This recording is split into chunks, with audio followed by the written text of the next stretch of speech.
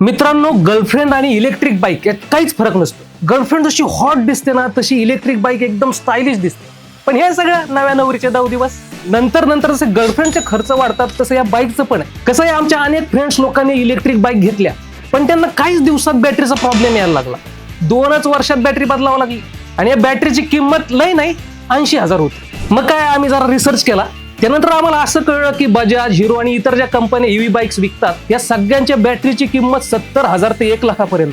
कसं आहे, अफोर्डेबल म्हणून आपण ईव्ही बाईक घेतो, पण नंतर बॅटरीवरच 80,000 खर्च येणार असेल तर ती खरंच परवडणारी आहे का? या इलेक्ट्रिक बाईकच्या फक्त बॅटरीच्या किमतीत तुम्ही पेट्रोल बाईक घेऊ शकता, जी पुढची 10-15 वर्ष चालते. नाही म्हणजे या गाडीचा पेट्रोलचा खर्च जरी असला तरी मायलेज चांगलं असतं, कुठं बी पेट्रोल भरता येतं, लॉंग टर्म साठी चांगली, त्यातली त्यात लॉंग ड्राईव्ह साठी पण चांगली.